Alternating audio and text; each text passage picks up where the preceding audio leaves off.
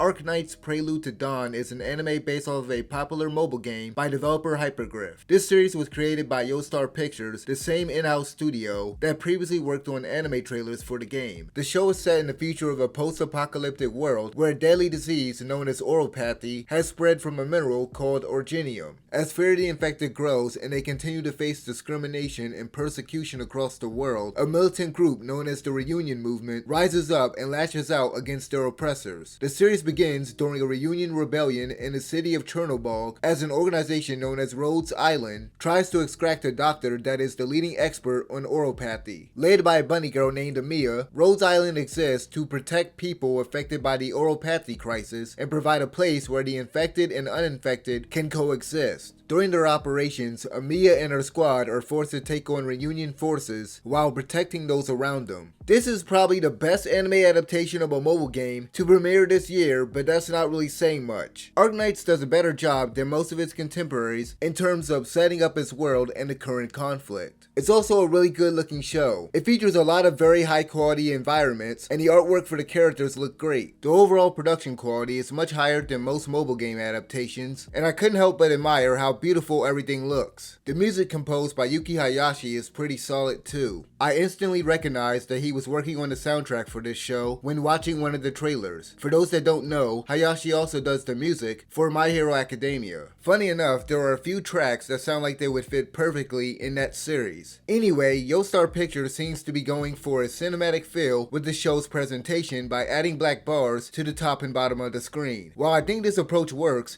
I couldn't help but think that I'm missing out on the rest of the image that is obstructed by those black bars. That aspect aside, the quality of the studio's animation is also noteworthy. Arknights has very smooth animation, but unfortunately it's a little too sparse in regards to its action sequences. While episodes 6 and 7 contain a sizable amount of action, most episodes contain a few very short action sequences. The scenes where Rhodes Island engages Reunion members is entertaining, but nothing to write home about. These confrontations consist of multiple operators from both sides, with Amiya occasionally relying on the tactical expertise of the Doctor to overcome Reunion forces. The scale of these conflicts increases as the show heads towards its finale. It's during one of these larger battles that Yoestar Pictures starts to utilize CG very briefly during certain moments. While the CG was noticeable, it wasn't bad and didn't stick out too much. There are moments outside of combat when Amiya and her team take a break to rest up and tend to their comrades' wounds. It's during these scenes where the studio dumps a lot of its exposition about the world and the two infected organizations. Since the Doctor has amnesia as a side effect of awakening from cold sleep, these moments often consist of a character explaining various things to him. These scenes can be a tad bit lengthy, but at least there is a significant effort made towards world building. While I wouldn't say these expository segments ruin the pacing, considering where the studio placed them throughout each episode, the way it's handled definitely stood out. Given that the show is only 8 episodes, it's a shame that a good bit of that runtime is just dedicated to expositionary scenes. While episode 4 was devoid of this type of scene, there was a lot of talking throughout as the situation in Lungman City is established and Rhodes Island negotiates a contract with the city's chief. It's definitely the slowest episode in the series by far. Arknights introduces many characters within its first 6 episodes. While I wouldn't exactly describe any of them as deep, memorable characters, the supporting cast is enjoyable, and in general, many of the designs were great. The protagonist Amiya is a caring leader that can't walk away from anyone in need. She's a lot less rational with her decision making than her ally Captain Doberman. The most bland character in the show is the Doctor, which is the character the player takes on the role of in the game. The Doctor's lack of personality in the anime is likely intentional given that the player embodies the character in the game. Besides providing tactical support in battle, the Doctor also gives some much needed moral support to Amiya, who begins to question her approach to the ongoing conflict. Her idealistic notion of being able to protect everyone and save the infected without significant casualties is called into question early on. The last couple episodes do an excellent job of addressing this as the situation worsens and contains some great emotional moments on both sides. Halfway through the series, Rhodes Island begins fighting alongside others from different organizations against the Reunion's growing forces. It's at this point that characters like the Lungman Guard Department's Inspector Chin and the lively and enthusiastic Exuzie are introduced.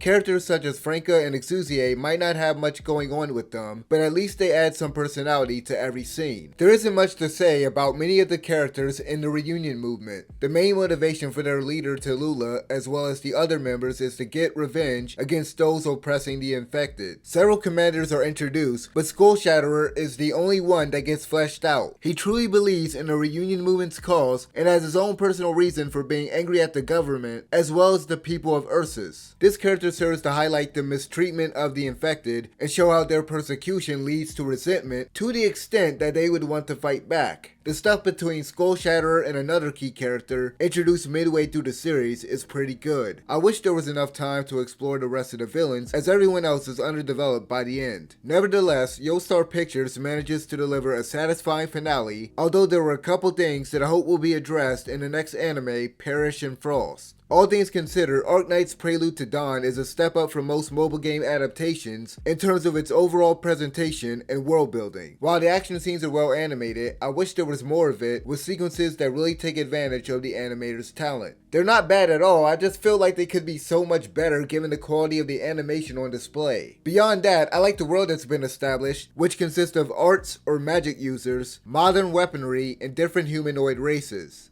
Unfortunately, as I stated before, there's a lot of time dedicated to character spouting exposition, and the majority of the reunion movement is papered thin. With that said, I recommend giving this show a shot, even if you're unfamiliar with the franchise. I've never played Arknights, but I was able to get into the series due to how well its world and the conflict is established. If you've seen this series, let me know what you guys thought about it in the comment section below, and as always, thank you guys for watching. I'm out of here, peace.